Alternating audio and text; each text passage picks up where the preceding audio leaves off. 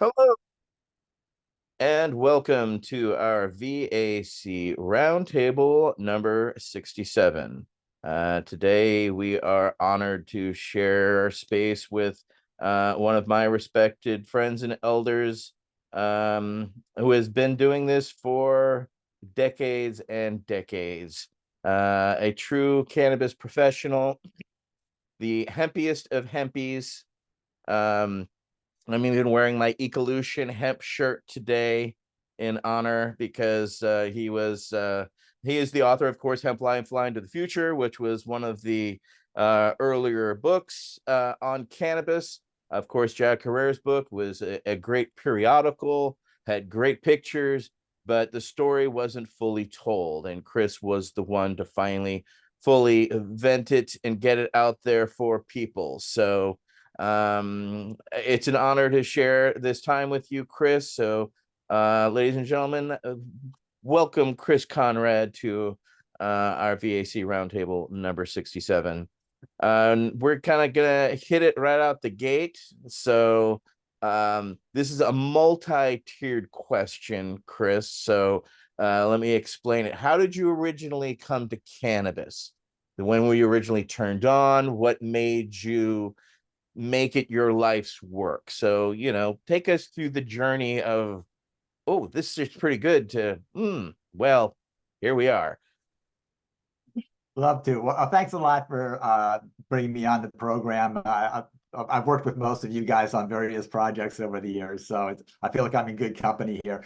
I guess, what originally got me started, of course, was I did a research paper in junior high about whether cannabis should be illegal. And I came to the conclusion I didn't really think it should be. And then in the summer of 69, which almost sounds like a cliche, but it's actually true. In the summer of 69, my older brother was in college and he came home and he started talking to me about marijuana. Well, what do you think about marijuana? I said, I figure it should probably be legal. I don't understand why it's illegal.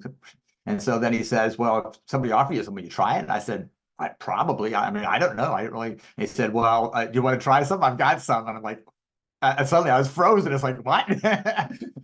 And so I said, sure, I'd like to give it a shot. And so a lot of people, the first time they try cannabis, they don't really get high. But for me, my brother, he had 3 joints and we just kept smoking. And we were listening to a Beatles album, Abbey Road. And side 1, the last song there, we got to the 3rd joint, we're smoking it. And I just said to him, this is the longest song I've ever heard. Is this still the same song? And turned out it was the same song. And so actually, a little bit more background on me, though. I went to a seminary. I thought I was going to be a Catholic priest. I never expected to get married or to have children. And so the reason I ended up in the seminary, because I felt like as a Catholic, that I was missing something. I knew how important being in church was and God and all this stuff. But when I was in church, I felt like I'm not feeling it the way I should be feeling it. And so I went, from being in the parish to being an altar boy to being one of the top altar boys and going to the seminary, thinking if I just get close enough, I'm going to really feel something. And then when I smoked that first joint, it's like I felt something. I mean, I felt like I had moved to a different plane and that I was observing myself, so to speak. Like I was walking along and there were some gnats in the air and I was like, can I really do that? And I'm like reaching towards the gnats and I'm thinking, wow, my hand, my moving, air around me. It was just this whole different experience. And so in a certain way, I felt like I never completely came down from that, because once I had seen the difference between straight and THC activated or have my endocannabinoid system going, I just felt like this is something I was definitely interested in. And so it became kind of a regular thing. And one of my great concerns, APM, was that I was afraid that well, first off, I was notoriously had a bad memory. Like classic story, I lost my shoes on the way to school. I didn't know where I lost my shoes. It's like, well, I knew when I took them off. So, I mean, I should have known where I lost them. But my mom would always say, you're going to lose your head if it's not attached to you. And so my biggest concern was that I wanted to, I thought if marijuana makes my memory worse, then I cannot smoke it. And so what instead I did was I enjoyed cannabis so much, I said, well, I got to get my memory in better shape. And so I instead worked on improving my memory. And so anybody who says marijuana is, and maybe some people have memory problems from it, but I know perfectly well my memory is much better now than it was before I ever smoked marijuana, because I made a very significant point of that. And so as I went along, eventually in college, I was writing papers and doing stuff, and it was pretty well known, hanging out with the hippies and so forth, going to anti-war protests, of course. And then I decided that I wanted to do a play. So I wrote a play called Marijuana Comedy of Sorts and produced it at my college.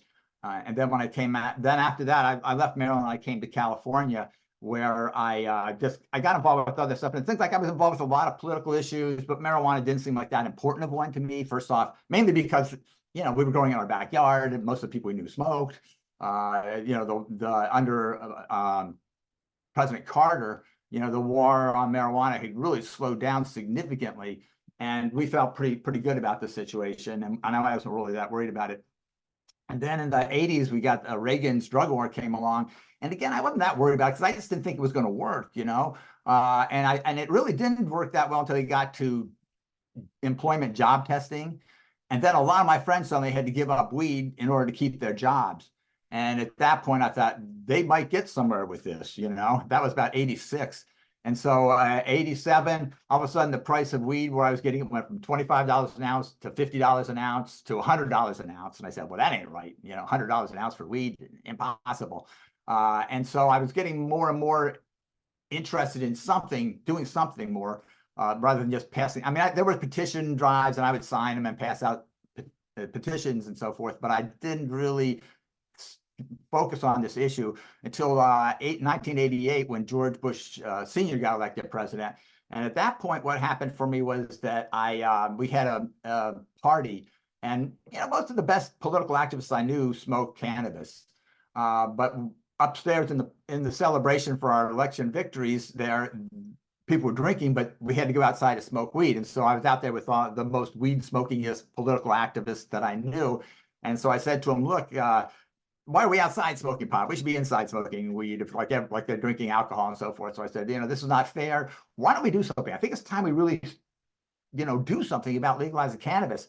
And basically, I was ridiculed. I spent the next, 10 or 15 minutes of people telling me this is impossible. It's never going to happen. You're going to destroy your reputation. I was a well-known activist at the time, quite successful in what I was doing. They said, what's going to happen? You're going to destroy your reputation. Marijuana is going to be illegal for your whole lifetime. There's a lot of more important things to work on. And so, but I said, so there must be some way we could do this, though, don't you think? And everybody said no. And so I just kind of threw out a bet. I said, well, I bet I can figure out a way to legalize marijuana. And again, scoffing, ridicule, etc. And from there, I don't know how much I would have done on it at that point, actually, because it was just one of those conversations. But that Thanksgiving dinner, when I was smoked my joint after dinner with my brother-in-law, his daughter came into the house after we had smoked in the garage. But we still smelled like weed. And so when she walked in, she's like, what's that smell? You guys been smoking marijuana? I was in there today and they told me about how bad marijuana is. And I said, look, they're trying to get my own family. This is getting personal now. They're coming after my family. And so I talked to her about it, and she said, well, yeah, I guess if after our conversation, she said, so I guess it's not that bad. So why did they ever make it illegal in the first place? And that was a question that really got me going, because I just started reading everything. And the first thing I read were these congressional hearings. And the first thing I noticed was that everybody was talking about hemp. Almost nobody was talking about marijuana except for the feds. The businesses were all hemp businesses, and then the American Medical Association comes up and says, well, you're using the wrong word. The real word is cannabis, and the farmers call it hemp, and marijuana is just a made-up word. And the farmers saying, we didn't even know you're talking about hemp until 2 days ago, I think one of them said, in fact. I don't know how I got into a congressional hearing that fast, but that's what he said. But in any case, at that moment, it occurred to me that was the first answer, was there was a reason they were hiding hemp, and there's a reason they were using the word marijuana instead of hemp and cannabis. So I thought the first thing I'm going to do is bring back the word hemp. And so I started researching everything I could on it. And that led me to several books, The Marijuana Farmers by Jack, Jack Fraser wrote Frazier, yeah, Frazier. and then Adams wrote the Marijuana, the First 12,000 Years. And then I stumbled on Jack Herer book. By the time I read Jack's book, I had already formed, I decided I'm going to have a legalization business group. It should be focused on the economy. So I'm going to decide a business group. So I came with Big Business Alliance for Commerce and Hemp because I wanted to make sure that every time they mentioned the group, they had to say the word hemp to constantly reinforce it.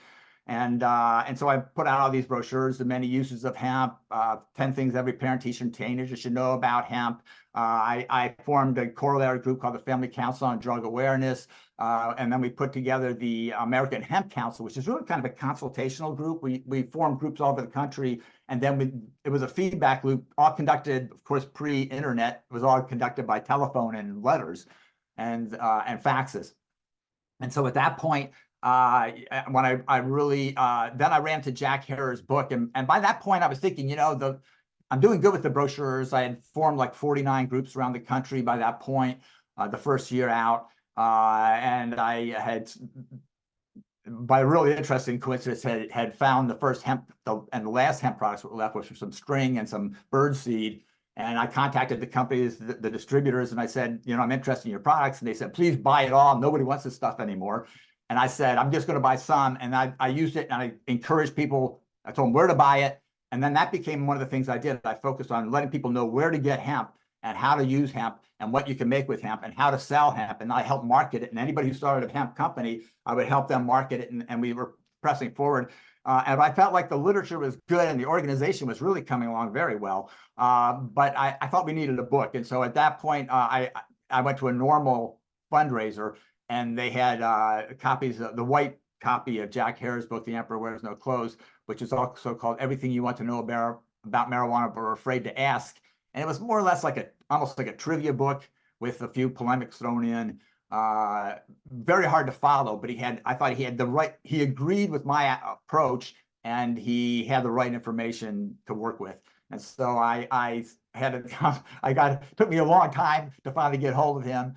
And I said to him, I'd like to redo your book. And he says, no, I don't want to redo my book. I'm just going to print it again the way it was because it's perfect. And I'm going to do a book about, I want you to help me with a book on mushrooms. And I said, mushrooms are interesting, but they're not what I'm working on right now. I'm working on cannabis. And so then he says, oh no, this book is perfect the way it is. And I felt like, it was an okay book, but it wasn't the kind of book that was going to have the impact I was looking for.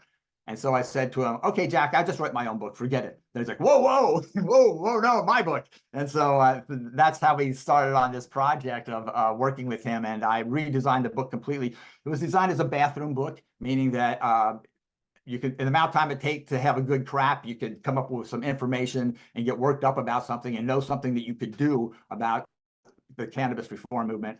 And it was also designed so that each page can be photocopied and would have a complete stories and pictures and everything all tied together. And so that's how I ended up doing The Emperor Wears No Clothes. And then when I went to Europe, then we went to the Hash Marijuana and Hemp Museum, and what they had on the walls was blown up pages out of The Emperor. So I said to him, oh, I designed all that, And when I walked into the museum, it was like basically there was a grow box, there was some pipes, there were these posters on the wall, there was pictures of hash and a sign that said that the government took all of our hash. And so they said, well, how do you like our museum? And, I thought, well, I could just say the usual thing, which is, oh, it's a great museum, but I didn't feel that way. I said, it's a good start, but if it was my museum, I would do something different. And so that's how I ended up working over with the Dronkers over in Holland. And meantime, I thought we needed a different book than The Emperor because I was getting all this feedback. The Emperor is an okay book, but my teachers don't take it seriously. The footnotes, it doesn't look like an academic book. And so I decided I needed to put together my own book after all. So I wrote Hemp Lifeline to the Future and published it. And by that time, I made an agreement to go to Europe to do the Hash Marijuana and Hemp Museum. And so we went to Europe in 90. Actually, we went over in 91. I wrote the book at that point in 92. I went in Holland, agreed to the museum. In 93, I came home, published the book, went back to Europe. And at that point, it occurred to me that it's not a good idea to be in Europe when my book is in America. But the Dronkers, meantime, were translating all this stuff into other languages. And so forth. And so it really became a very important part. And then we redesigned the whole museum. And then we came back to the U.S. Mickey and I met Virginia Resner, and we decided we want to do something else with it. And so we decided to do a human rights project about marijuana prisoners of conscience or consciousness. And but when we met Virginia Resner, her boyfriend was in prison for coke. And so, you know, she didn't just want to do a marijuana project. And so at that point, we said to ourselves, well, you know, human rights are for everybody. They're not just for marijuana smokers. And so we wanted to defend the human rights of all victims of the drug war. And so that's how I ended up going there. But and so, you know, as I say, so I had the hemp movement going.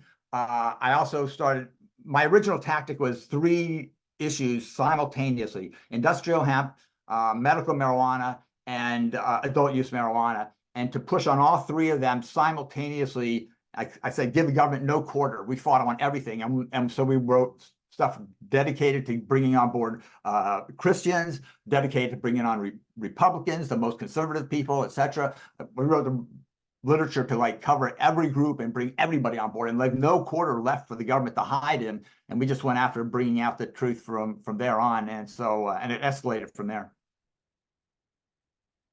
Yeah, I mean, I have to credit you greatly. Your pamphlets were quintessential to us on the Cannabis Action Network back in, 93, 94, going on the rock and roll tours and having something to pass out to people. Your graphics and the infographics that you had created, I mean, we passed out tens of thousands of those all over the country in hopes that, the kids would forget about them in their pockets and they'd pull them out and their parents would have that discussion with them. So it was, we were using every way of grassroots organizing. And of all the things we did copies of, I'd have to say probably yours were some, if not the top copies we passed out. So that would have been literally hundreds of thousands we passed out.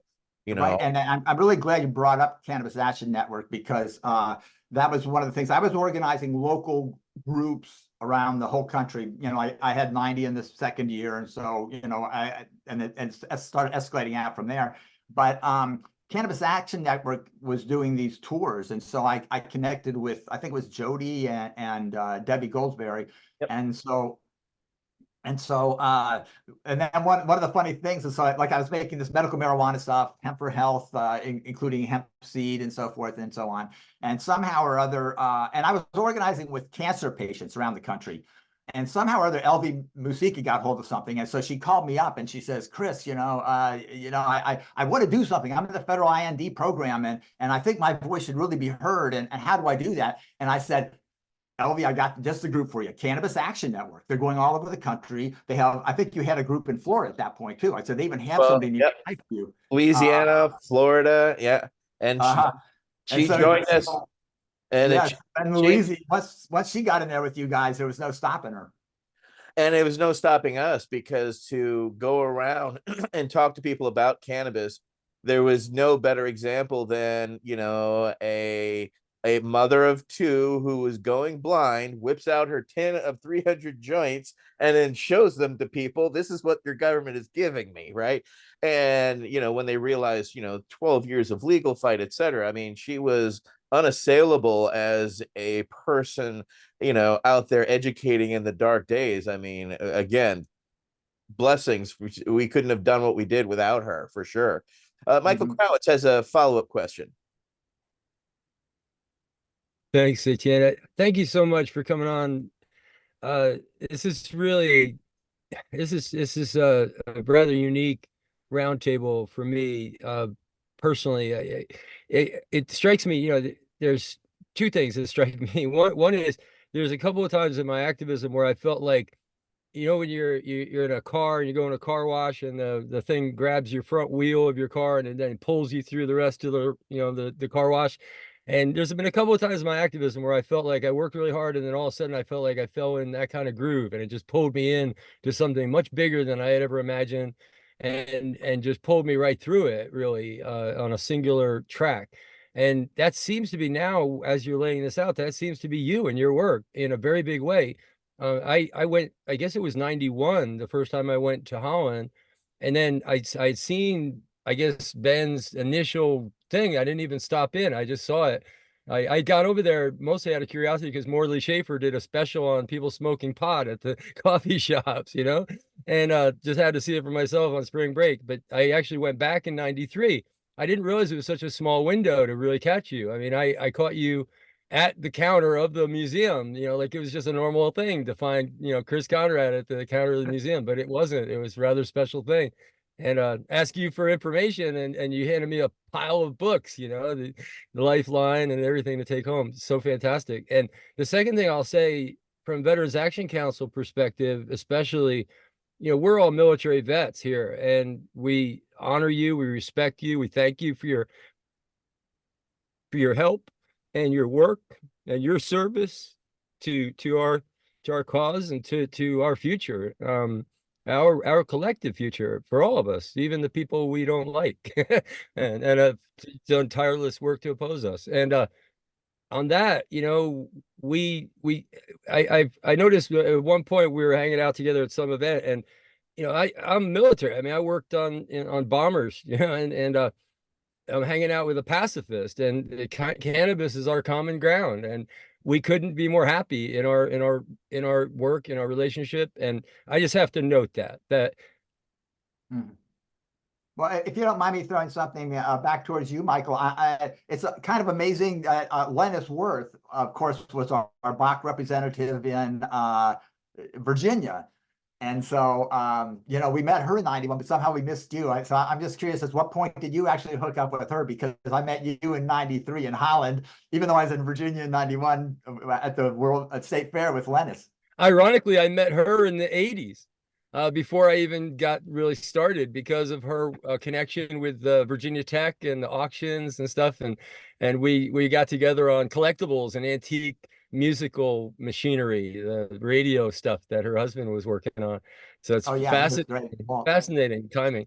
But one last little, couple of quick questions really about your names of organizations. One, it came up in our discussions. It just seemed like the Hemp Research Council might have been in some way a reaction at that moment to Family Research Council, and if that was a thing. And then the second one was just occurs to me now. I mean, at Bach, was there any attempt to, in let's call it in respect to David Borden, our friend from DRCNet Foundation, which I'm not sure when we did our roundtable with him that it came up, but he's a composer, a classical music composer. So in his honor, I asked the question: was there any connection to Bach in the name of Bach? As a matter of fact, there was. I'll start with that question because when I learned about how much Harry Anslinger hated jazz and felt that classical music was the only legitimate music, the more I felt like I needed to do something to just kind of poke him back and have a force for legalization that was drawn off of that. So it was actually 100%. In fact, at one point it was one of my concepts was the Business Alliance for Manual Manufacturing, or Business Alliance for Hemp Manufacturing, or something like that, BOM. But then I decided no. I wanted to turn it into Bach. I was so close to Bach. So I took that in.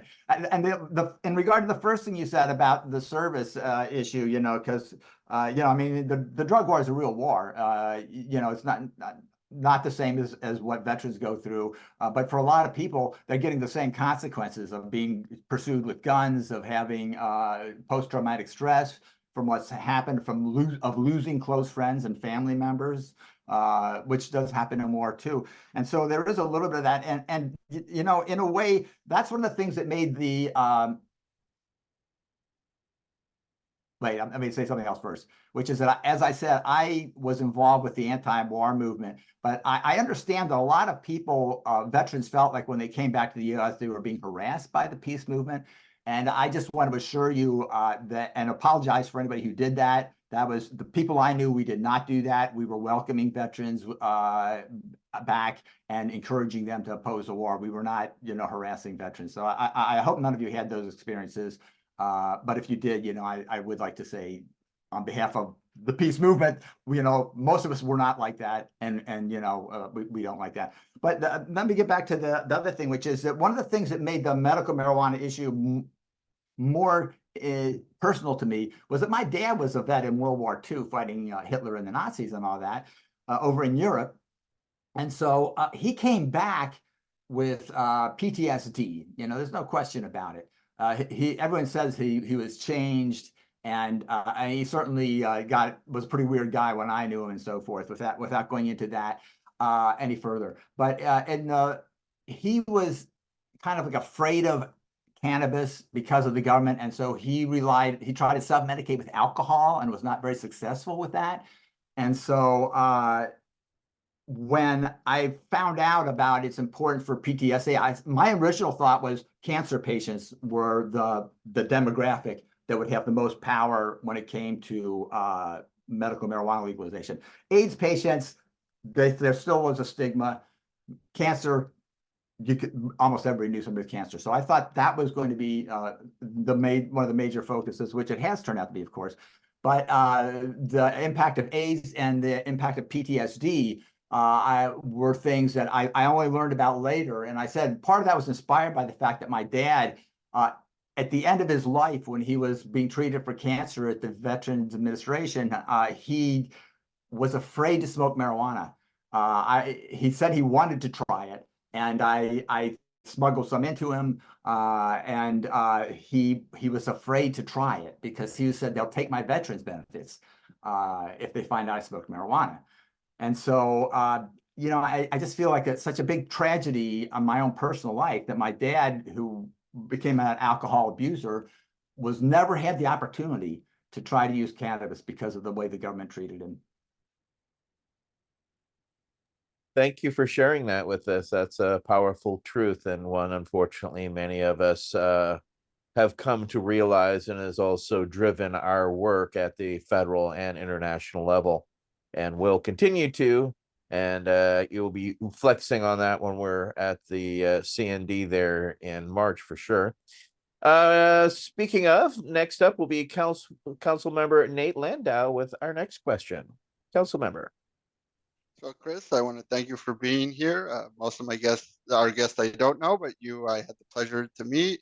You were very welcoming when I just started my advocacy in Contra Costa. We serve the same county, and even after decades of all your hard work, you're still very involved in your community, doing cleanup days, and you're also very talented, a singer and a guitar player, and I got the pleasure to hear you perform in March. My question is, what type of research did you do while you were in Europe on cannabis? Thank you. Thank you, Nate. And yeah, it's great to have somebody else from Contra Costa County here on the call too. I mean, this is we work in the same county here in California, and I really appreciate that the extra energy that you're able to put into it, because I tell you, we need new blood in this movement. It's like the first 30 years or so, you're thinking, I'm going to keep this up, but after 30 some years, I'm starting to think, it's kind of nice to do other stuff. And so I'm really happy to see new blood coming in. Actually, a lot of the research I was doing over in Europe was in three different directions. The first was wandering around looking for cannabis or hemp references in different things like architecture, finding where they have pictures depicting hemp production or hemp leaves or something like that. And finding those kind of things, and looking at museums all over there and identifying the hemp. I noticed that one of the things was that a lot of the things that should have been labeled made of hemp, or at least I believe should have been labeled that, were always labeled with unidentified fiber. And it's like, they would identify all these different fibers, and then all of a sudden there's a fiber they couldn't identify. And it was something that would be like a piece of rope or a piece of cord. So it seemed pretty clear to me that they had basically moved cannabis out of a lot of European stuff too, because you have to remember, this is the global war that we're dealing with. This Mike and as I talked about a million times, this is not just an American thing, and they've tried to eradicate cannabis culture around the world. So it was really exciting when we go to the museums and find these different things, sometimes labeled, sometimes not, etc. And then when we did the research for the museum in Amsterdam, of course, they had a huge library, and so we were able to go through tons of information to the point where I don't even remember what all we looked at, because when you're like, unless you're writing it, keeping it track somehow or other, it's easy to lose track of how many different books and things like that you wind up going through. And I have to give a big shout out to Alan Dronkers, because he would come in all the time. I was so excited. Yeah. We've got this, here's this book we found, and it's an old reference to Hennep or something, and the enthusiasm that people there had, and everybody coming in sharing their stuff. And by being at the museum, like people like Michael Krauss coming in was not that unusual a thing. We have people from all over Europe coming in saying, "Oh yeah, there's this museum in Italy which is all about hemp, and there's this exhibit over here, and my region is named after cannabis and from the derivation or whatever." And so to be just so exposed to that, and then to have our literature translated to these different languages meant that people could come and they'd be talking to us about what their research was, and sometimes we didn't even understand each other because they were there because of a translated into Italian or something, and my Italian is just not good enough for conversation. So and then the last thing that's really significant was let me say that last part I was saying, also putting together the collection for the museum. That involved a lot of research and going to Turkey and so forth in order to pick up pieces and stuff like that. That was really exciting, collecting things with Ben Rockers, because he's so serious about it.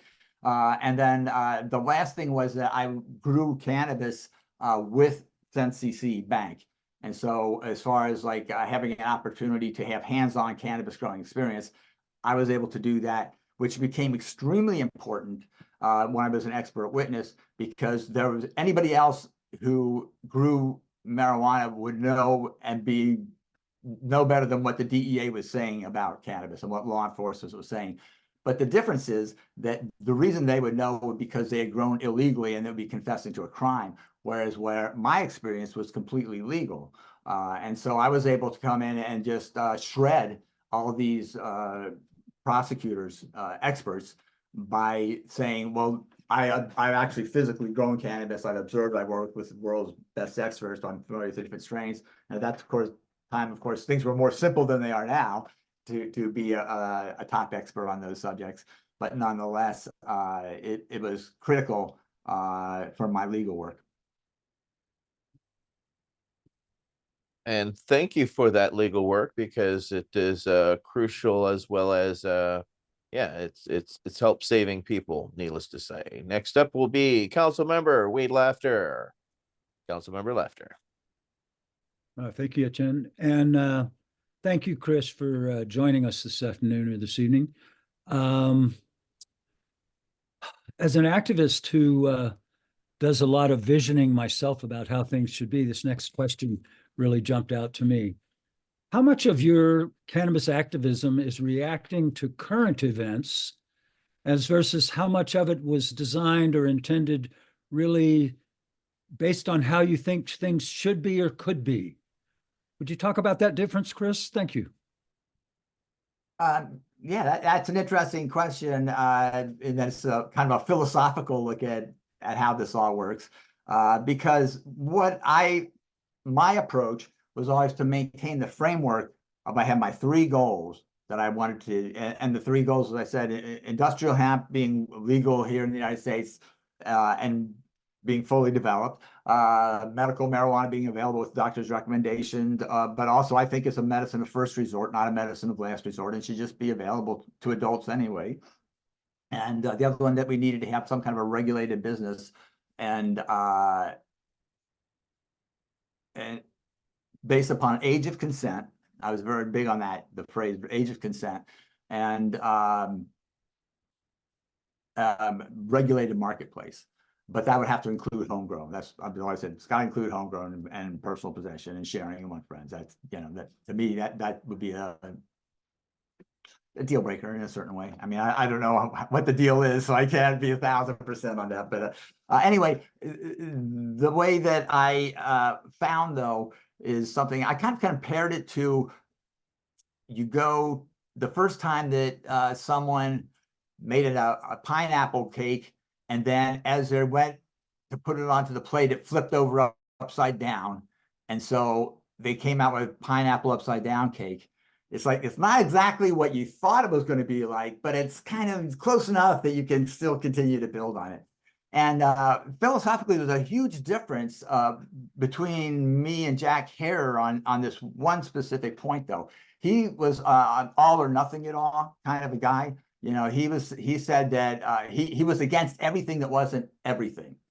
And so I've never felt that way. I felt that what we were doing is we were up against this monolithic wall of which is the drug war, and we were just chipping away and chipping away at the base, waiting for it to fall down when it would be pulled down by its own weight. And so the whole idea that I would then say, well, this chip I don't want to have, and this chip I don't want to have, seemed unlikely to me. In other words, we need to work on all these different levels at once, and that I know that there's other people like I would say Michael Krowitz, what he's done with the international stuff. I mean, I was an earlier person into that, but nonetheless, he's the one who's really achieved, you know, the great benefits of it all, and so forth. And so I've always tried to pass off the work to other people because I want them to feel invested in it. And so that in itself, you're giving up control constantly because like, and this is where Jack, he would get mad at people because you disagree with one subject. I felt like I wanted to hear why people disagree with me and how do we work together to keep our common agenda moving forward. And so it became very much a matter of looking for the opportunity and seizing it when it came along. Like if I give a few examples, it's like, you know, with the medical marijuana issue, I really thought we were going to get, because of the Judge decision in 1988, I thought at that time that was an issue that was going to like start to take care of itself. You know, we introduced LV to the world. We had this court ruling, cancer patients all over the country using it and so forth. I thought that probably doesn't need as much help from me, although I was just organizing patients and putting them in touch with each other. Then Dennis Perone was like, he was going forward with that more than I was. And, you know, working with Dennis Perone was a tough gig, but I would just say one thing that I really want to give him credit for is that he kept down the homeless population on the streets of San Francisco with his approach to his 5-story dispensary, which was the bottom floor was a place where he provided fruit and tables and chairs for people to sit down and talk. And if they smoked cannabis, far be it. But if you wanted to get into the building and do anything else, you had to have your doctor's recommendation and approval. And so, you know, that's kind of like an unseen part of what he was doing, was helping these people out who had, giving them dignity and a place to hang out that nobody else has done before or since the same level, I don't think. But in any case, you know, I felt like Prop 215 was, I'll say this, Jack Hare thought it was terrible because it wasn't everything. I argued, no, it's a third of what we want. And it does have some problems. Like it doesn't say anything about how you can, doesn't say you have a right to obtain marijuana from somebody, which would then imply a right from some other people to give it to you or something. It's too restrictive in terms of the patient and caregiver thing, you know, and it, anyway, those are the two main things that I felt, you know, I was big problems with it. But nonetheless, when the momentum came up, that became where we saw having our first big victory. I jumped straight into that, you know. In fact, the whole thing was foundering because of personality conflicts within the medical marijuana community there. But because I came in from a different position of hemp, medical marijuana, and adult use and legalization forces all adding into this effort, which Dennis thought was supposed to be the pure patient-only driven thing, we were able to push it over the top. And again, Cannabis Action Network, what's your heart on that? We brought people in from all over the place.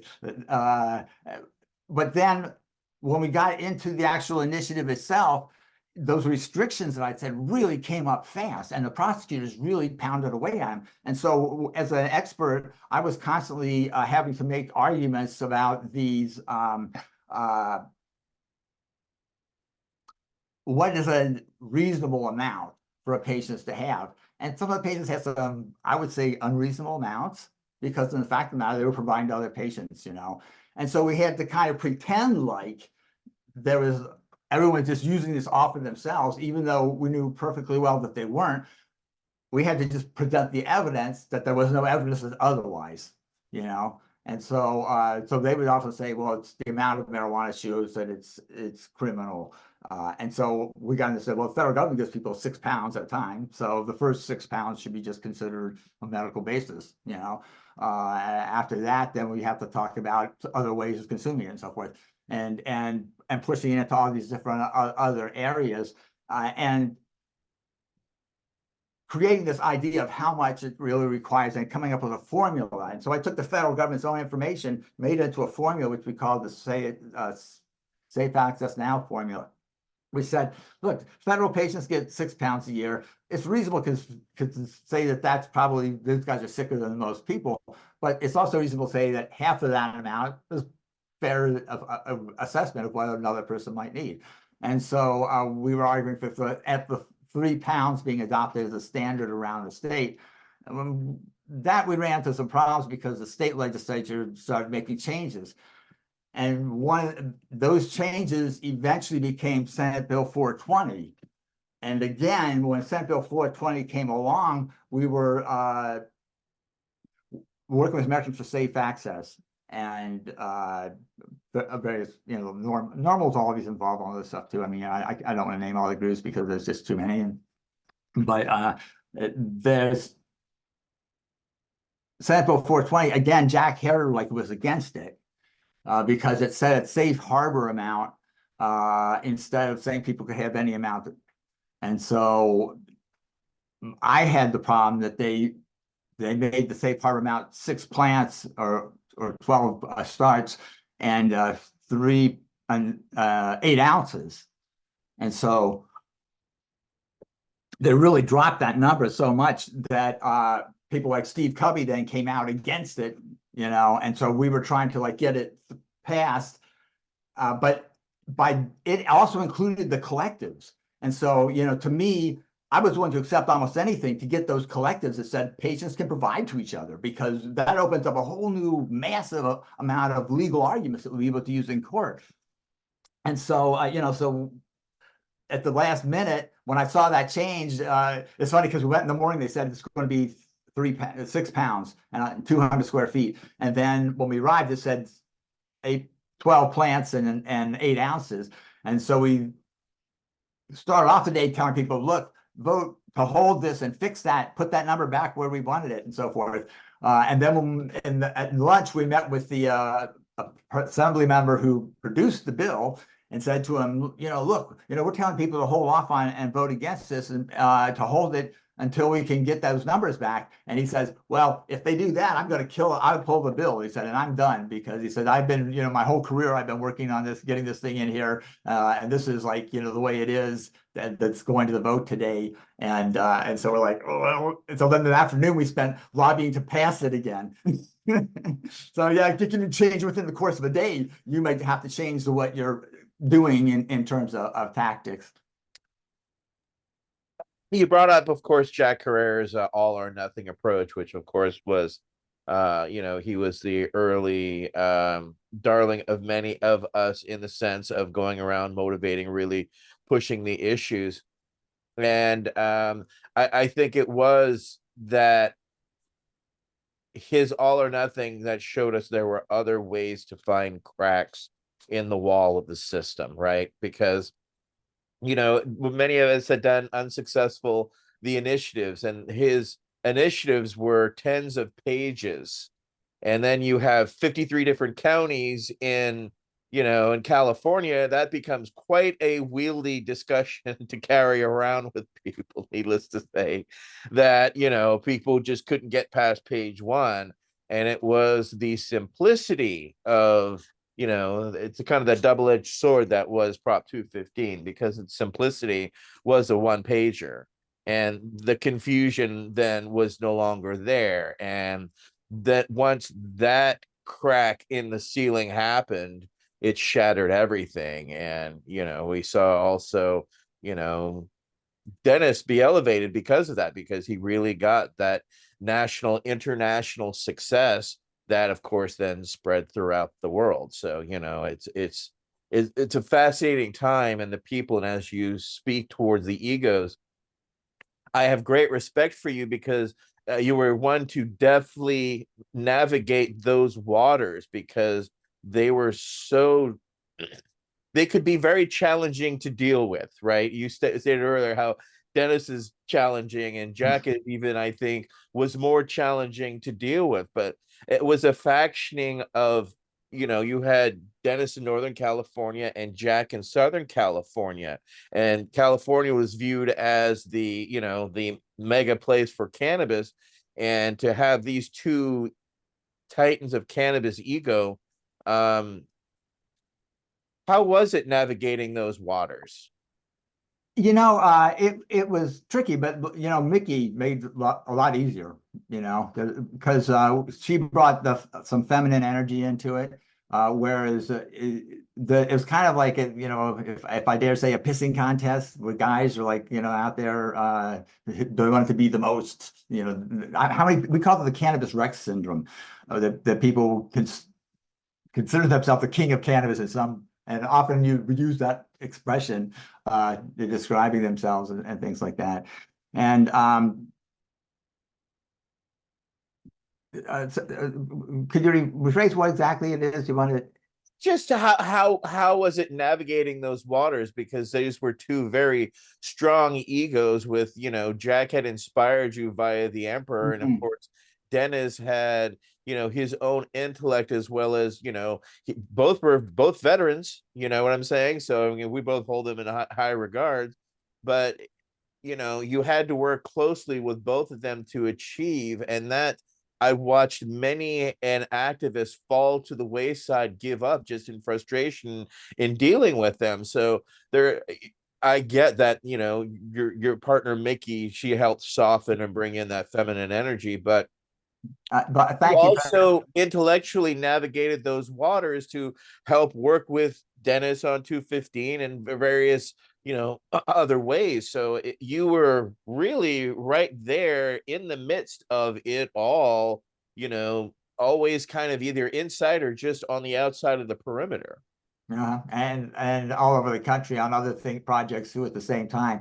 And basically, you have to put up with them being mad at you and for a long time, maybe even because like Dennis, he became the anti-legalization person in California. He was the main anti-legalizer on. He's like, oh well, medical is good enough, but it wasn't good enough. And and the cops could always bust you and say it wasn't medical, no matter how medical it was. So, that whole notion became a problem. And where we really saw this, and it goes back to what I was saying to Nate about bringing in new blood, was Richard Lee in Amsterdam. Because what you're talking about, ATN, really came to its culmination in 2010 when he decided he was going to put legalization on the ballot in California. And he had the money to pay for a petition drive, and he asked other people to put in matching money if they could, but put in some money and have a say in how it would be written. Otherwise, he would just write what he thought it should be. And so that kind of led to people like Dennis then saying, no, we don't need anything. I'm against it because we don't need anything. And Jack saying, well, it's not everything, so therefore I have to be against it because it's not everything. And Normal and other groups saying, well, it's just the wrong year, and so nobody would put in any money. And Richard wound up having to finance the whole thing himself, and then was brutally attacked by people organized by Dennis Perone to harass the Proposition 19 campaign in Northern California and Southern California. And then Jack attacking us. The difference between Jack and Dennis, though, in this regard, was that with Jack, it's like he was against Prop 215. Then when he could get paid to get signatures for it, he became for it. And then when it got passed, he took credit for it. he was against SB 420, but then once he saw the collectives, he liked the collectives, and so he was for it. And against Steve Covey is another way. So he's for these things now, but he was against. But now that he sees that what they're for, and then that's why they're thinking that they're the ones who came up with the ideas and so forth. And so when Richard Lee came in, he had his own vision. His vision was to bring Amsterdam to Oakland. The name Oaksterdam came out. He and I put together a newspaper with Jaime called the Oaksterdam News. We became the main source of news about cannabis, really, a free newspaper. We were around the state, but also around other parts of the country, too. This is where people were, again, pre-internet and so forth, or at least the internet was in its youth or infancy even, compared to what it is now.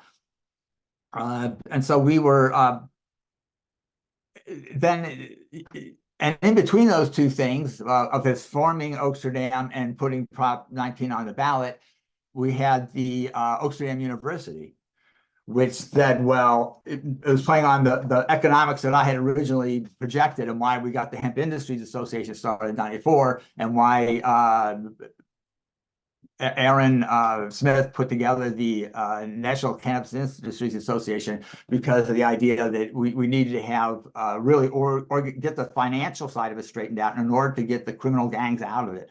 Now you got to remember, people have this like romantic idea about, oh, it was illegal. What happened is we had these growers up in the hills and they were going courageous and they were selling it, and they were, rescuing sick and dying people. And yeah, there was some of that, but there was also Mexican gangs that were involved with, mass killings and so forth, getting marijuana around over the border and things like that. And street gangs who were heavily involved with it and so forth. And people getting long-term prison sentences and people getting killed or disappearing up in the mountains out making marijuana deals. And it's like, a lot of people, if you didn't personally get busted, you thought nobody got busted. But in the fact of the matter, I was working in the courts. I worked on more than about 3,000 cases by now. And most of those were, when marijuana was supposedly legal in some way or form, that these people were involved with it. And so, I think this is and the problem is that the media likes to glom onto this and say, oh, like there was a killing in Oakland, a cop trying to stop a robbery at a cannabis business. Is it more dangerous now than it used to be? It's like, what the heck kind of a stupid question is that? Cops get killed stopping robberies all over the place. You know what I mean? It's not unique. This is likely to happen at a restaurant as it is at a cannabis store. Statistically, more likely at a restaurant. And so, I can't really afford to fall into this romanticization of the outlaw period, even though, frankly, I have also a very romantic experience of it. Traveling around the world, smoking marijuana illegally, people getting trying to get me the best marijuana they can and things like that. And the outlaw culture that we had, the sense of camaraderie, a lot of the Grateful Dead scene, I think, kind of sprung out of that kind of a thing. 420 coming around as a spontaneous creation. So, there's always another group that's going to come in after us. And we've seen, I thought this was, my original idea was I had a 5-year plan that was going to trigger this legalization. And then all these other people would get involved and I would not be particularly needed. If it took more than 5 years, I didn't necessarily need to do it. I was going to be in Europe living a European life. But what I've found instead is this is a multi-generational thing.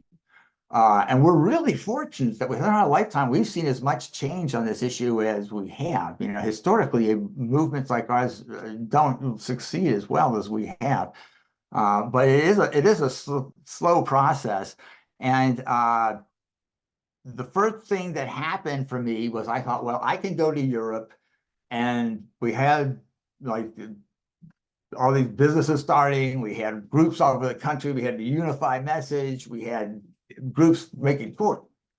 You know, we had legislation. We got bills passed in New York and Colorado. We had, you know, the whole medical marijuana thing getting out in the media with sympathy. I thought, well, you know, I can go to Europe and disappear and you know, that'd be fine. Of course, as it worked out, when I came back to work on to get the book going, I found out there was so much fractionalization going on, and it was unbelievable.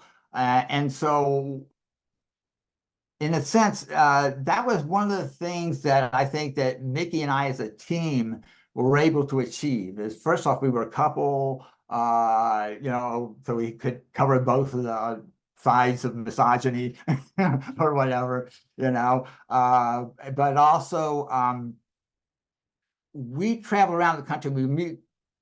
We did the speeches and the rallies, but we also did little meetings with small groups of people, talking to them about what it is that brought them into the movement and how they thought we needed to move forward and what they were willing to do to make that happen. And so, you know, it wasn't reliant upon a few big personalities. They thought it was, but it wasn't. It was designed from the beginning to be spread around the whole country with hundreds or thousands of groups, locally organized on a local issue that's connected to one of three issues so that we constantly build upon itself. And so I think that was really part of it, was that we didn't really, as a movement, I think we were one of the first ones to bring women forward, the first political movements that wasn't a women's type of a movement, to really have women showing up. And I think that Mickey and I were able to actually help that happen. You had Debbie Goldsberry, and she was, for a long time, she didn't like to speak and so forth. And so she would be there doing the background work. But meanwhile, it would be Jack and Keith and on and on, name the names of all the guys, including Ed Rosenthal, who would be like, you know, out there, like, you know, arguing about all these different things. But it was the women who were manning the table, the women who were helping hand out the literature, the women who were organizing it and publicizing it and things like that. And so because Mickey was hanging back too, and I didn't want her to do that. So I would constantly bring her in. And when we were with groups of people that were trying to talk over her or other women, I always made a point of saying, well, wait a minute, I want to hear what she has to say. And giving women credit for what they were doing. And you know, I mean, I'm not trying to say any of the things I said I did, I'm not trying to take whole credit for, obviously. A lot of people, it was like in the air. It was, you know, the times were such that a lot of people, you just find people who the right person would suddenly show up at the right time and things like that. And so by always having new people coming in to balance out that old energy, I think that's the key to navigating. It's like make the waves so that there's eventually enough of a wave that it kind of made a flat surface. And great respect to you, because yes, you have led by humble example. And you know, I definitely would give you credit for definitely pushing against the toxic masculinity that had definitely existed for rampantly throughout the, you know, a lot of the movement. But you know, great credit to Debbie and Mickey. Yeah, because it took a lot of the women to, you know, work behind the scenes to make us be ready for whatever we had to speak on and touch. And that's what forced me into speaking, is because Debbie didn't like to speak. So she's like, you go speak. But she still doesn't really speak that much, yeah. No, you know, and that's, but it's interesting to see her now we're doing the business side of it, you know, considering that my concept of her has always been so grassroots. correct. And that was a shift for myself to go from the grassroots to going, but mine came via hemp and ecolution, and then into the, you know, the medical cannabis. So I was able to get a broad spectrum of understanding of the various intricacies of the levels of each, right? Because you know, a memory for me is back in like 94 at the Mateel Center, and we were doing some event and you were there and we were talking, and some person came up and was like, "Oh, kid, it'll never happen in your lifetime. Give it up." And you piped up and said something like, "No, it's quite possible," and you started talking, and it was like, and I always credit and remember that moment, because especially now in these moments when, what they said never would happen in our lifetime now exists in, 40 plus states and 24 legal states and how many now countries, etc.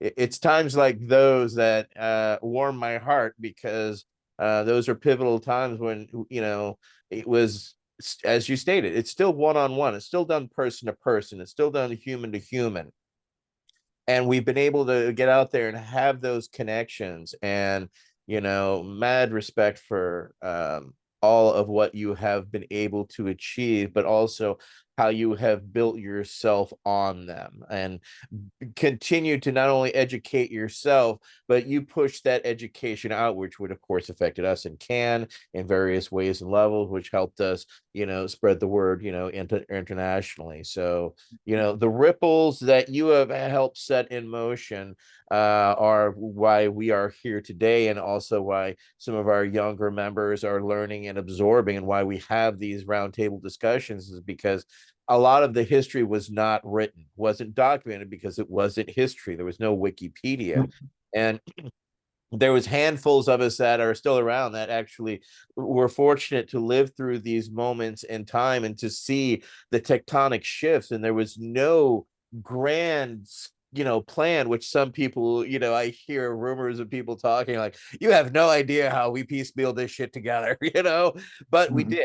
And that's because of determined leaders and educators like yourself that never rested on your laurels. You never felt comfortable about it. You still don't. You're still educating and finding your own level, if it's now in spirituality and various other avenues. As you have become enlightened, you constantly turn it over into enlightening others. And that's a special gift that not many people have.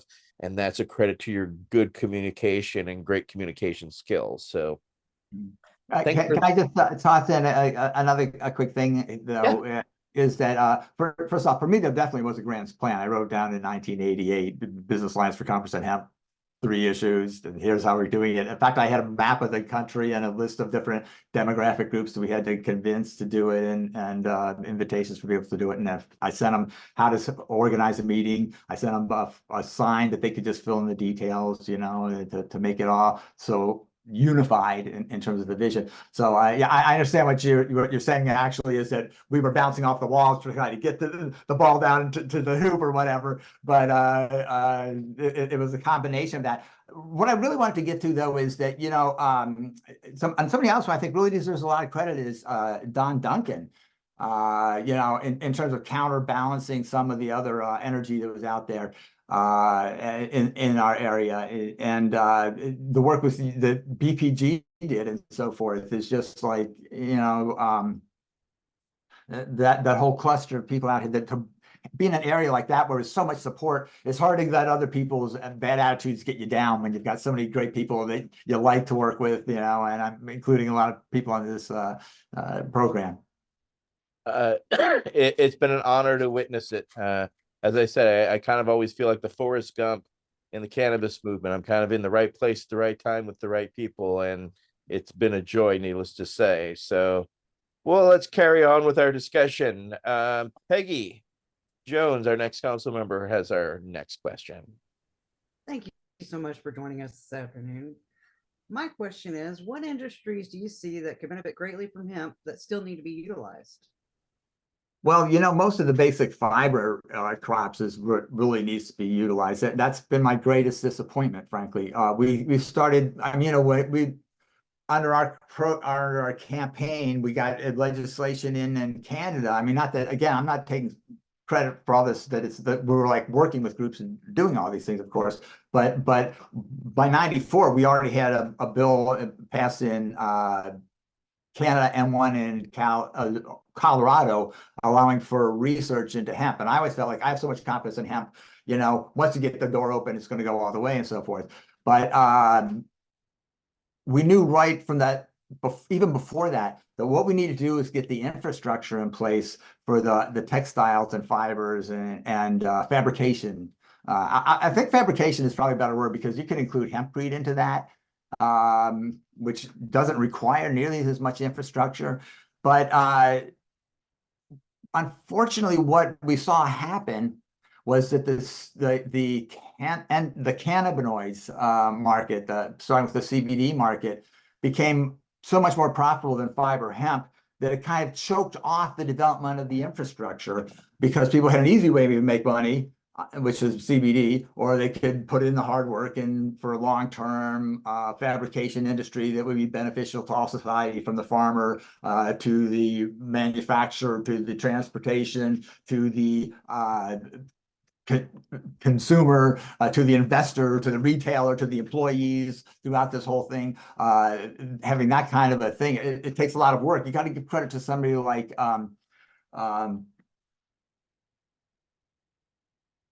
Larry from you guys know what I'm talking about. Somebody want to throw in there. I'm embarrassed.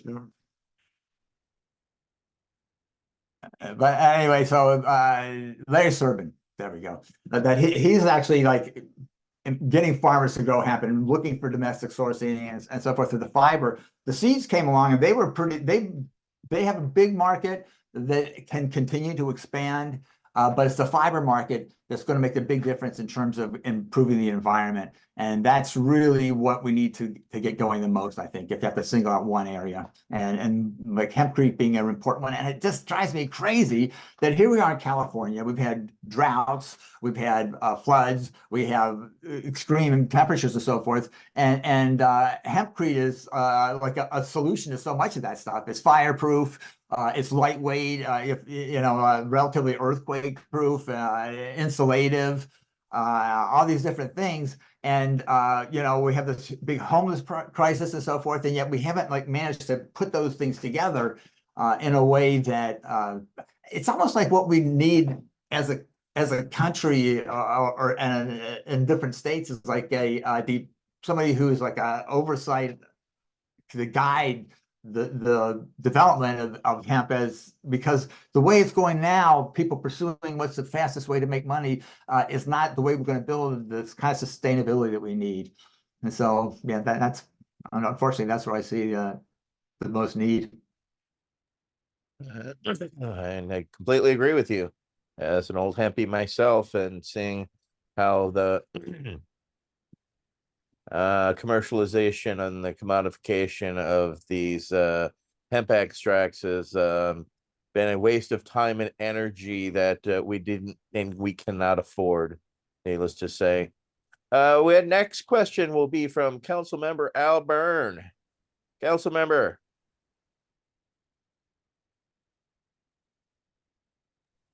Chris, nice to see you again. Nice to talk.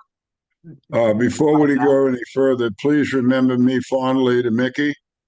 Oh, thank you. I'll make sure I do that. Yeah, no, she's a wonderful woman. Look, I'm gonna because I'm as old as you are, maybe older. I'm gonna take the time to just make a few comments, if I may, about your testimony here tonight. First off, you started saying not everybody gets high the first time they use cannabis. Thank you. I put that in my book because I think that's something people don't realize. A lot of people that don't understand the issue just think, oh boy, you take a hit of this stuff and you're in another planet. Not the case. So thank you for bringing that up. Well, veterans, Jack Herr was an Army vet, and Dennis was Air Force. And Dennis was a particular cohort of mine because we both served in Vietnam. He was there a little before me, but nevertheless, we were there together in our own sense of the word. And I found them, I worked with both of them for years. And I found them easy to get along with. Both of them, and I think the connection might have been the veteran connection, we do have veterans that are listening to this program understand we have our own sense of connection. And once we make it, the trust level is pretty friggin' high. And both of these guys, at the time, I was also working as a counselor for the Agent Orange program. And these guys gave me some rather personal, stories that was for me to die with, and I will. But I don't want the audience to think these guys were irascible men and hard to get along with. Anything but. They were personable, loving guys, and both of them only wanted the best for everybody. I mean, that was their thing. But let me stay on the vet thing. You brought it up. Thank you, and thank you for not harassing our ex. But again, I worked for the Agent Orange Commission for 5 years as a counselor, and our focus was entirely in Vietnam veterans. The guys I worked with were all either in North Carolina, Virginia, a little bit of West Virginia, and they were all harassed, including myself, in some fashion or other, whether it was in an airport or passing through on a bus somewhere, or when you got home you couldn't have a job. Or people in your town started calling you names behind your back. It was a vicious, horrible time for veterans in the United States of this country. And as I understand it, 85 and 90% of you living here in this country right now have no recollection of what I'm talking about at all. That's why I want, if somebody's listening, to recall it. It was a terrible time. And I want to pat the back on the bomb vets. They took it just like they took now. Most of us didn't want to go there. Wasn't our fucking idea. We're just soldiers, and we do what we told the best way we could do it. Same like everybody on this show that's a vet. Just do what you do, and so we did what we did. But when we came back and weren't rewarded, probably the first soldiers that ever came home since the time of Julius Caesar. We said something. We said, never again. I don't want to carry this out too long. But the reason that veterans are welcomed home now, and they should be, is because Vietnam says never again. You're never going to treat a warrior of this country like that again. And this country listened this time. So I thank the country, and I thank the vets that stood up. That's enough of that. Women. Well, one thing though, I want to thank you for bringing that up, because yeah, these guys, they were great guys. I mean, we had fantastic times. I have a million wonderful stories about working with them. Well, yeah, the tactical thing is where we were rubbing against each other over tactics, and that's and we've talked about this on the show. I mean, these guys were all talking about that. Well, a lot of the leaders of this whole cannabis issue were all veterans. ETN, Mike, me, Jack. I mean, go on and on and on. So the veteran community in the cannabis legalization, hemp, and medical is enormous. It is really has been the overall leadership. And women, you brought up women, good point. They've always been a weak point in our overall issue to get women involved in the health benefits of cannabis, especially. And I would add, Chris, to your list of hemp, the nutritional value of the hemp seed, and how much that nutritional value can help women, men, everybody else. But again, I want to call out a few women. We've already talked about Elvie Masika. I mean, my word, Corinne Millette, a woman nobody remembers, but she was one of the first federal patients that spoke out, lost part of her eyesight. The government withdrew cannabis from her. She lost part of her eyesight for speaking out, the heroine. Of course, my ex-wife, Mary Lynn. We have doctors like Melanie Dreyer, PhD, risking her career, her reputation, which did not fail at all. But these were women that really stood out. So I just want to say, women have been there. Dosage. Yeah, you were pretty much right on, Chris, in looking at those high dosage. I think you're absolutely right. Again, we mentioned Irv, the last remaining federal patient that gets his cannabis from the federal government. Irv's dose, folks, pay attention, from the federal government is 11 cured ounces every 3 weeks. And data. So when these lawyers in Kansas or Louisiana or Oregon are trying to decide what the dose is for a patient, I would recommend the minimum would be whatever the federal patients have gotten. And even the women, like I mentioned, like Corinne, Elby, they were up at 8, 9 ounces a month. But Irv's 11 ounces every 3 weeks. So the dose thing is to be considered. And I just want to tell you, Chris, if you two things, that our dads were both vets. They both died of cancer. My father had the opportunity to try cannabis before he died, and it helped him. It was a short-term thing, but it did. And I'm sorry your father didn't have the opportunity or didn't take the chance that my father did, but it helped him. And I also want you to know, and the folks here listening, that you're in my book. You're mentioned very favorably a couple of different times. So if you really want some insight on Chris Conrad, you got to read For Country and Cannabis. I have a question, and here it is. You know it, and I don't understand the question. I didn't write it. I drew it. What makes cannabis legally considered medical? I got to go back to your friend and mine, Dennis Brown. Dennis just said right out, every use of cannabis is medical. And I'll ask you your opinion. What do you think, dude?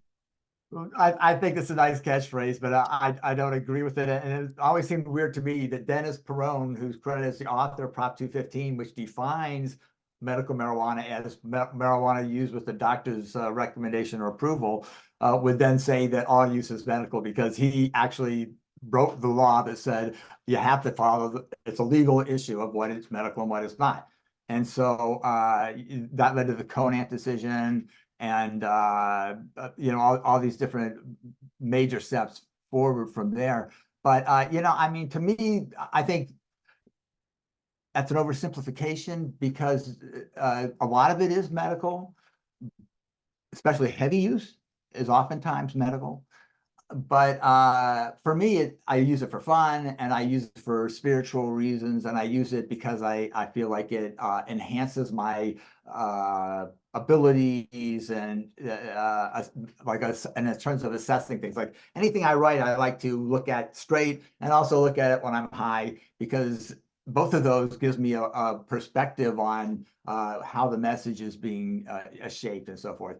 And and to that point, I would like to get back to the Alliance for Cannabis Therapeutics and the work that was done with Patients Out of Time, because the reframing, I shouldn't say that, the using the medical community to define cannabis instead of letting law enforcement define it, your organization and those conferences was instrumental in that, in expanding it.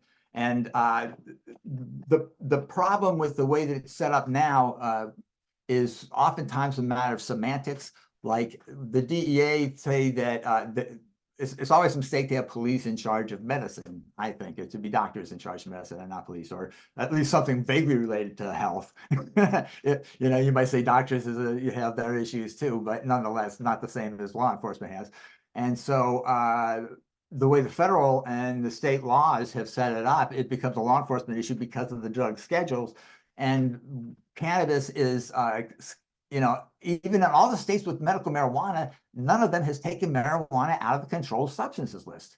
And it's a very simple thing to do. You say, change line, whatever it is in California, it's the line 13 of the code, from saying marijuana to saying this space deliberately left blank. And that's all you have to do to get it out of there. You don't have to renumber everything and go through. You just kind of put the space holder in that place and get rid of it. And yet, for some reason, no state legislatures have done that. We considered doing it with the part of the ballot initiative on Prop 64. But what we ran into was that it was going to add something like 10 more pages to the initiative, and that people were already, like, it was only 60 pages. So another 10 pages would be a lot there. And so what we were really afraid, though, is the voters approved. In order to put it on the ballot, we have to include the entire list of controlled substances, and again with the word marijuana crossed out, and then renumbering of all these other things. So it's the way that they said they had to do it, although I disagreed. Just to leave a space blank.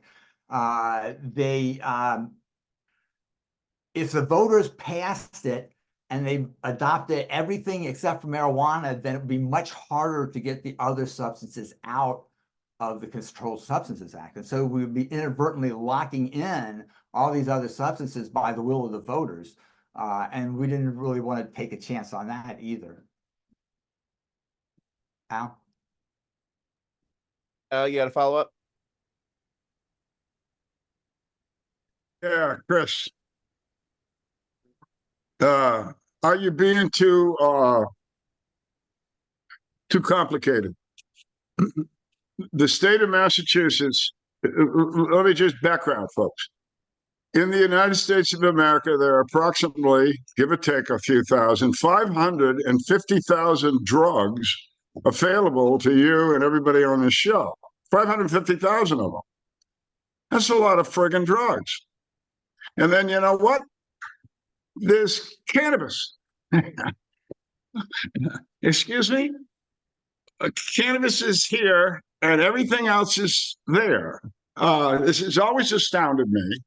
So the state of Massachusetts a few years back legalized medical cannabis, and I'm going to paraphrase their law, Chris, but this is what they wrote. They said, if the patient and the primary caregiver decide that cannabis should be used as a medicine, that decision shall be theirs and based on the education, the experience, and the judgment of the physician. Jesus. Wow. Woo.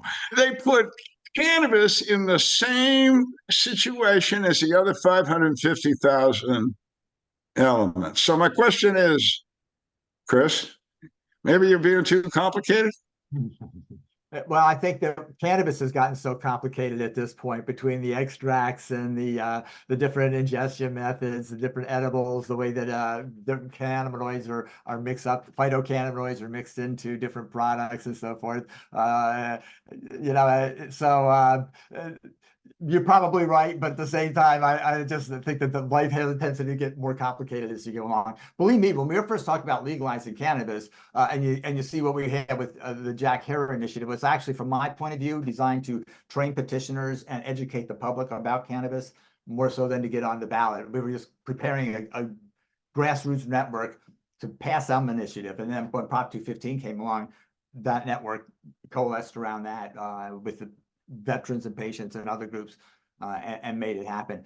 So yeah, I probably am. Thank you for that and your honesty in that. Next up will be Councilmember Mike Davis. Councilmember Davis. Hey man, thanks for being here with us. This is awesome. So you've been an expert witness in the courts for decades. So what kind of progress have you seen over the years, if any, inside of the system? Well, boy, that when I first was involved with this, actually, let me say federally, very little, except that President Biden has been giving blanket pardons and so forth is the main thing, and then the Health and Human Services doing what they did, and what the but in terms of on the state level, I can give you just my direct observations, which was primarily here in California. I testified in like 11 states and a dozen federal districts and 35 counties in California and 58 different courthouses. I mean, it's like I've got it's not, I'm not just limited to California. But what we saw in California, for example, is that when we passed Proposition 215, it's very restrictive. It said a patient and a caregiver were entitled to have some amount, undescribed, of marijuana for medical purposes if they had a doctor's note. We were able to take that and the federal dosages and the federal the DEA cultivation and yields report that they did there. And as I said, a lot of people may be caught with 6 pounds of marijuana. I think there's a pretty good chance that they were sharing it with other patients, you know, and maybe they were making a little money on the side. I don't know. It wasn't my job to do that. My job was to explain that 6 pounds is a reasonable amount, and this guy had 5 or something along that lines, you know what I mean? And so we were able to, everybody who had more than an ounce or so of cannabis, they would just charge them with sales, because Prop 215 only covered cultivation and possession. But anything else that you did was not covered, and there was very nebulous as to what it meant. And the prosecutors thought it meant don't allow it and bust everybody and let the courts sort it out. And so this is where, relative to what we were talking about with Al, because of the way that the legal definition put forth by Prop 215 gave us this paradigm that we're then able to leverage this to where people who are providing for other patients could argue that the amount was reasonable for them to have. You know, not necessarily without being able to prove completely whether or not they were doing something unlawful. The burden of proof of that was for the prosecution. And in general, they failed miserably because they just made presumptions. As soon as they saw a certain amount of marijuana, they say, okay, well, this is for sales. And then, so we were winning case after case on that. But we didn't have a law saying sales. And so that was able to, how we were able to pressure the legislature to come up with SB 420, which is Vasconcelos's bill. In 2003, it was passed. 2004, it went into effect. And then once that was there, then it allowed patients to sell marijuana to other patients, or it didn't really allow, it gave them a legal offense. And so instead of exactly saying things were legal, it put everything into the courts. And so then we would come in and we would use that same thing. But at that point, you could have it for more than one person. So if you had 5 people that you were providing to, and each of them was reasonable to have 6 pounds for each of them, that justifies you having 30 pounds. And so the state didn't like that formula. And so they came up with the the SB 420 formula, which was 8 ounces per patient. And so under that, if you had 20 patients, you would have, that would protect 10 pounds. But nonetheless, we had created a way of analyzing yields, product, and then compounding that. If a patient would say that they had been eating it or something, then it make those things compound from there, because the state law allowed for a reasonable amount. And so ultimately, that's what pushed the state legislature to start coming up with licensed medical marijuana stores, is because the law, we were getting it interpreted by the courts, particularly by juries. We were winning a lot at the jury, but we were also doing pretty good at the appeals court. And so that got the state to kind of want to get out in front of it, which is how we ended up with what really became the big problem of California, was MRSA. In 2015, when the legislature came up with the medical rules, because they decided they had law enforcement help them write it, and weren't too concerned about what the people who were actually in the thing were doing. The idea was to give the police a clear line, or they could be busting people and people would no longer have a defense. And it took a certain amount of time for it to come into effect, which ended up happening in 2019 when SB 420 went away. And a lot of people blame that. They said, well, Prop 64 got rid of SB 420. That is not correct at all. It was MRSA was in the bill that they passed that said that we were going to lose the collectives. And it was really very unfortunate that the patients I shouldn't say the patients. A lot of patients like supported, these changes along the way, but it's like that. When the Senate bill, excuse me, Proposition 64 was being written, the authors invited input from the activist community, and so we didn't get a lot of things we wanted, but at least there were about 8 or so that different people, Dale Garinger and so forth, Mickey and I, and other people who put in, or Drug Policy Alliance and so forth. They got the protection of parental rights for marijuana patients, which had been under attack here in California. They added it to the law and so forth. We got a bunch of different little amendments put in that were pretty good. But what the patient community as a single voice kind of said, do not change Prop 215. Don't change the medical marijuana laws. And so the authors of the bill presumed that meant they did not want to touch SB. In fact, they would always say, don't do anything about SB 420. Well, we needed them to authorize and extend SB 420. That's what we needed. But people would say, oh, there's a billionaire behind it, and oh, it's not what we want, and oh, I've got this other initiative I like more, for valid reasons, even perhaps, when they could have had more of an impact on getting changes made into the initiative. I think it was a serious strategic mistake. And so, to the extent that a lot of people, but the next thing that happened, of course, was after we got Prop 64 passed, then Governor Brown immediately had put together a package that became collectively known as Senate Bill 94.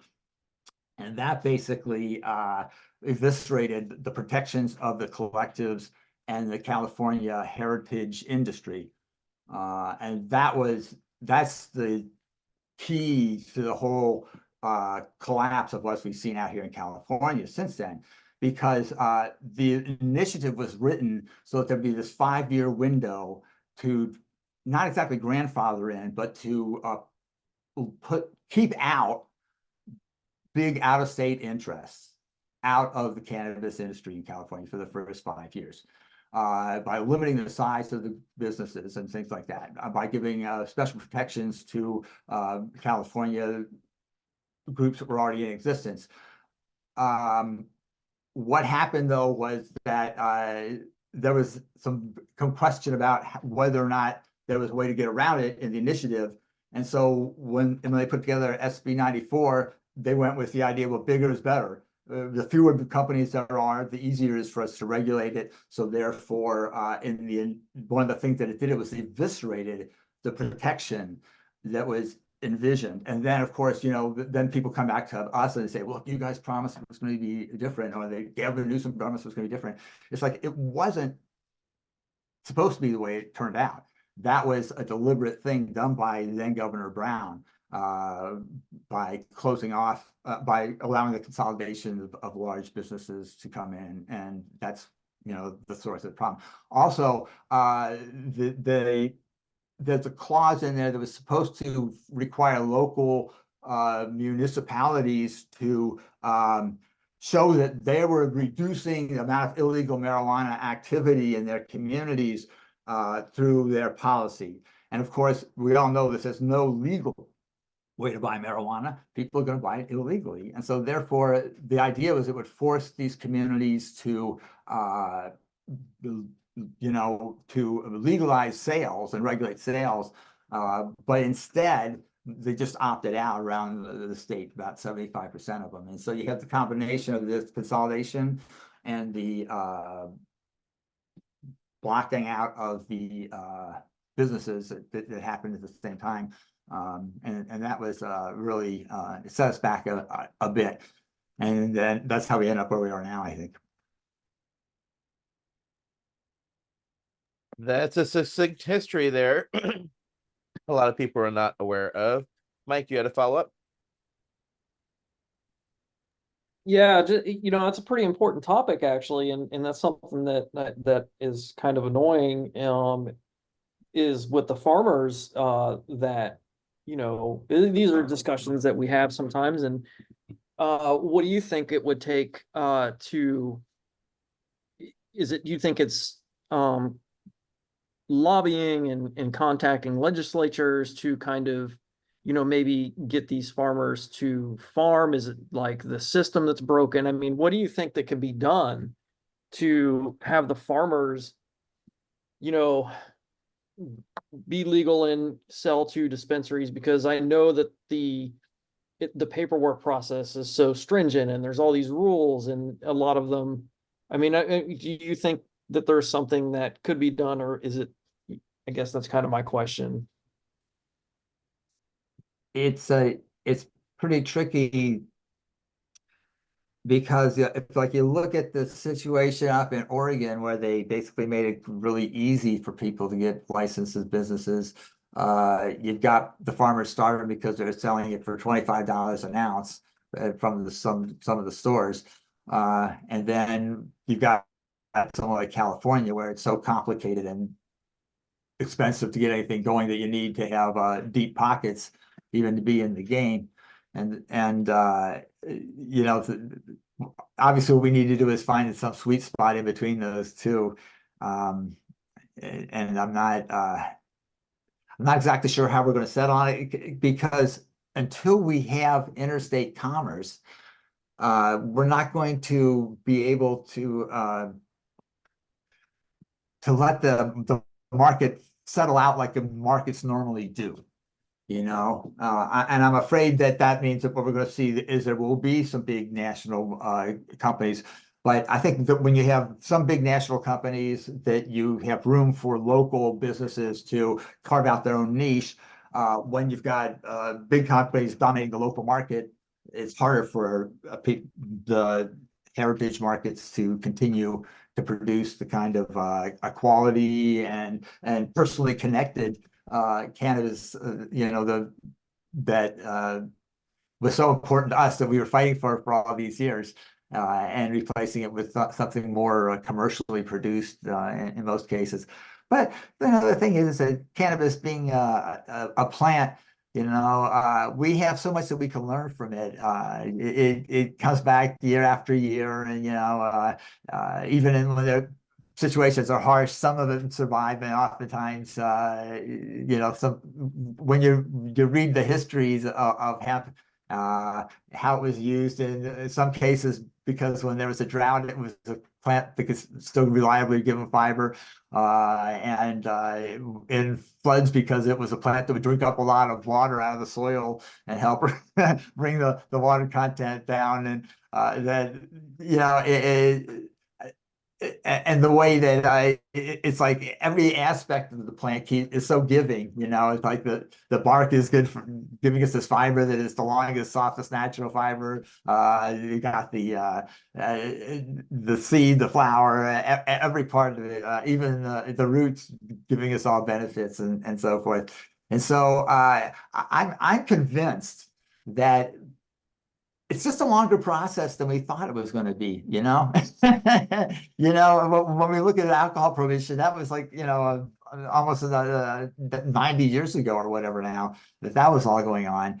And, we're not even completely done with legalization here, especially when you see things like what Cory Booker did, which I think was a huge mistake of blocking the banking bill, because he felt it didn't, he needed it to be part of the bigger package and so forth. That was kind of like, as I said, I believe in incremental change. And I think that the more that you make it easier for people to use their human rights to use cannabis, because I think it's a fundamental human right to use this plant for all the different things that people want to use it for. And so, like I say, it's such a surviving plant that I think humanity is once again at some point going to realize how important it is, and there's no greater way to build wealth than to grow it from the soil and to use the labor of the people to turn that into essentially the gold of what the modern economy is, the products and the commerce. And so, and to take care of the basic fundamental needs of the people in ways that it stimulates them to make money and to spend money. And I think that's where the hemp and agriculture economy is really going to show its value at some point soon, is when people realize that, we can't keep spending our money on bringing oil from all around the world and paying whatever price they decide to charge us at the pump this week. And I think that's the way that we're going to have steady growth and to take care of our needs. And I believe that, maybe it's going to be after more at the last minute, you might say, of human endurance for some things that are going on. But I believe that that's going to happen. Actually, I have good news for you, Chris, because the U.S. Government is going around and telling farmers that they're going to have to produce everything back again, and it's going to be in 60-mile taxation ratios. That anything that's not produced within the 60 miles, outside that 60 miles, is going to be taxed, and it's going all the way to China. And so it's going to see a very soon future proliferation, because I know people right now who are working on diverse, water resistant hemp right now in North Carolina. So there are some, to do with the challenges of the salinization of the East Coast as the waters come inward. So they're working on that type of reality. So there are now incentives and incentive for farmers, and now there's actual incentive for manufacturing. Now we just have to get them out of this cottonization discussion and into using the long fiber like what I'm wearing here, so that we can actually have that infrastructure. So it would also drive farmers to actually produce and visualize what we saw with our hemp jean shirts and the Adidas hemp sneakers, and to see it, proliferate across our entire clothing options, because it's sadly lacking. And thank you for your education on that, because it was very helpful for me. And your book was one that we also promoted greatly, because it gave everybody an understanding of the entire picture and possibilities of hemp. So again, another nod to you. And we'll go to our final question to our good friend Michael Krawitz. Councilmember Krawitz. Thank you, Etienne. So this question, I guess it might seem sort of academic. It might seem sort of a vision question, but for us, it's actually a little bit more practical. Back in 1998, when I went to the UN, I was bringing the voice of the cannabis movement, which was fairly consolidated. If you think about it, we had a very, sort of well-connected, extended movement. And at this point, when we go to the United Nations, it's hard to put a finger on exactly where our movement's at. It's become very, very diversified, both in its scope, but also, with the emergence of cannabis industry that is, more financial driven than human rights driven, et cetera. So anyway, the question becomes, our cannabis movement is again at a crossroads with the emergence of new cannabis industry, coinciding with an existential moment of both mainstream media and charitable grass tops reform organizations.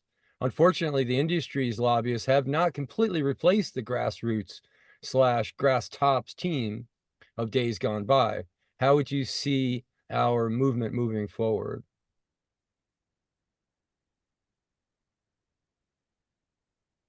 First off, I do agree with the premise that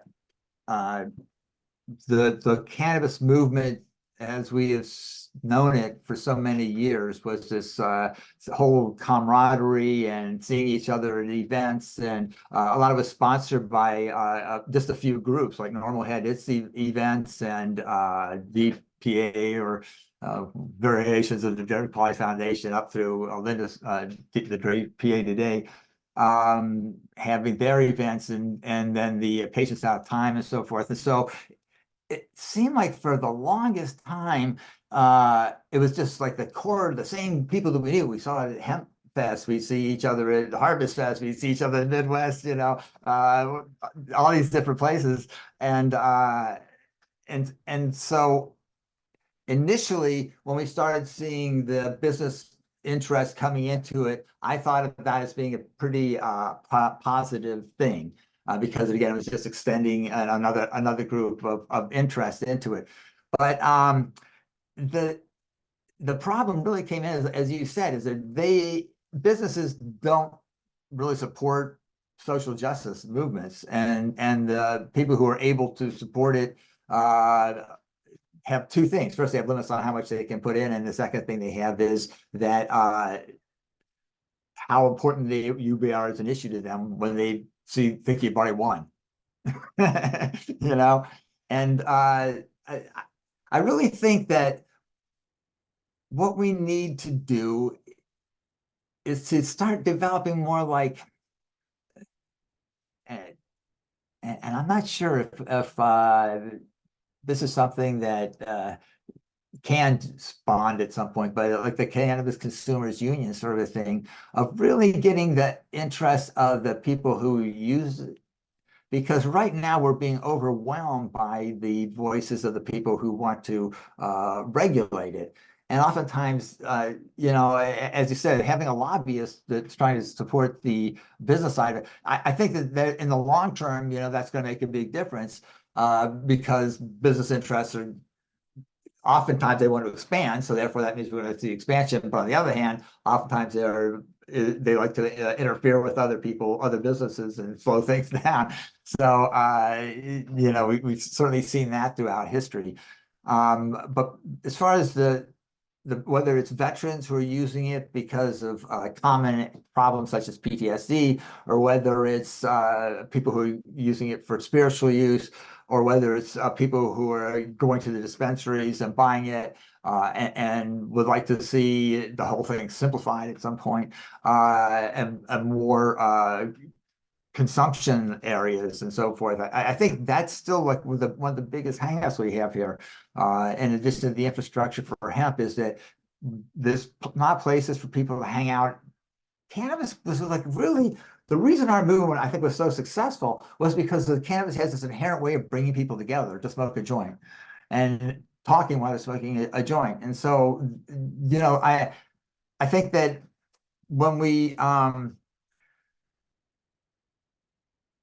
don't have that opportunity anymore, when everyone buys it and goes home and smokes in front of the TV while they're streaming something, it doesn't build the kind of community that needs to be represented in terms of our interests. And another thing is that we need to somehow see where all of these interests come together, because, you know, with people using different things how they like to use it, I don't want to see us limiting our options too much, and say specifically that, you know, there's a lot of edibles, so that I don't like to see the pressure to try to keep people from vaping or smoking, or even if that's pressure against smoking, I like to see that go against people who are vaping and so forth. And so we do have these common interests of things that we would like to see. And that's something that I think should be a rallying point. It should be able to build a community. The problem, as my ability to do anything about it, though, is that I don't understand the digital culture experience of social media and how that works, the point of being able to express it out there. You know, it's like when it was faxes, when it was just basic websites, when it was videos, when it's all these different things up to a certain point, you know, we had ways of getting together. We had hemp fest, we had, you know, film showings, we had educational events, we had rallies, we had all these things where we get together to do things. But it seems like somehow having that happen on a social media platform, I really give you guys credit for pursuing that direction, you know, because even if people don't, you know, go into it as much depth as they might otherwise initially, just by virtue of the permanence of the internet, you're creating a story.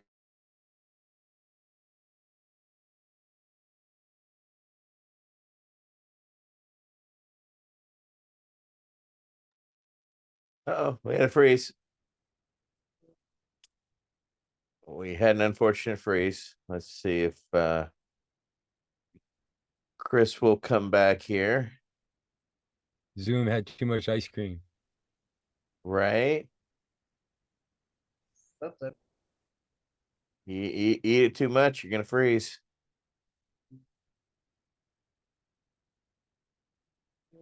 All right. Well, with the little lull here, we will hope Chris will pop back. He is answering the final question. It seems we lost him. Let's see if he will pop back in. Unfortunately, we deal with the realities of the interwebs, and I also live in Cocoa County, and it can be iffy depending on where you are and what you're dealing with. So we'll give it here a minute. That's too bad too. He was the second sexiest guy on the screen, and we lost him. Right. And we lost you. I guess you're the sexiest guy on the screen, so Oh, you know. hey, There he hey. is. There he is. Okay. He's got the well-trimmed mustache, the whole 9 yards. Yeah. Our poster child, Al Byrne. Got to have a mustache to be cool. No, I don't have a tattoo though. I am clear skinned Irish boy. You're We one of don't do tattoos. You want to make something of it? Come on over. you're some of the few Navy folk that I know that do not have tattoos. Yeah, well, that's very true. Yeah, that was when I got on my first ship as a midshipman. I was asked after I was on board by 3 or 4 weeks by a couple of the crew members, just shooting the shit. How come you haven't had a tattoo yet, sir? I'm a chicken shit little bastard. That's why. Leave me alone. No, it's actually for an officer to get a tattoo. I think it was true for enlisted men in those years. It was in Article 15. I mean, you're up before the captain. They're gonna do something to you. It's the same thing if you got a sunburn in the Navy. I think it was the same way in the Army. They get you up in front of and they say you took a U.S. soldier out of commission or something, and they fuck with you somehow. It's crazy shit. They But told anyway, oh, I know. You're tattooed. You got tattoos. You got them on places we don't want to know about. I know. no, I no. know. This particular one I did get while I was in the military, and they did threaten me with destruction of government property. There you go. Fortunately, I did it the day before I left for combat, so they couldn't necessarily gig me too hard, but it was definitely a sting to say the least. But I kept it healthy, and it survived, and it survived with me. So Well, look at what you set the pace, though, Etienne, because now enlisted women officers can wear earrings. Earrings, huh? And they can have little ones, but they can have their little diamonds and shit, and then they can have hair down to their friggin' ass as long as they tie it up in a ball. Well, if you're a male, try and have hair longer than about a quarter of a friggin' inch. So this inequality is I couldn't stand for it. I'd be growing I'd be looking like this. I'd be on active duty. I'd be doing this shit. well, some of our guys who were on active duty and got to actually grow their beards and hair out. I know when my cousin was a SEAL, he had a big fluffy one and lots of long Well, hair. that's wisdom, Yes. right? No, I mean over there they consider that's maturity. It's wisdom if you have a beard. Yes, correct. Yeah, That's why they yeah. were encouraged. Right. Yeah, that's for sure. Well, it looks like unfortunately Chris Conrad has fallen off and has not been able to get back up. But that was our last question. So I want to thank Chris Conrad for joining us this evening. It was an honor, and of course, we definitely got some conversation out of him. We're not lacking in discussion or questions or quality. So thank you all for joining us tonight. I'd like to thank Michael Crowitz, Peggy Jones, Wade Laughter, Al Byrne, Nate Landau, and Mike Davis. Myself, I'm Etienne Fontaine, and of course, our guest was the venerable Chris Conrad. So thank you very much, everybody, for joining us for V.A.C. Roundtable number 67. Chris Conrad. We'll see you in a couple weeks. Thank you, everybody.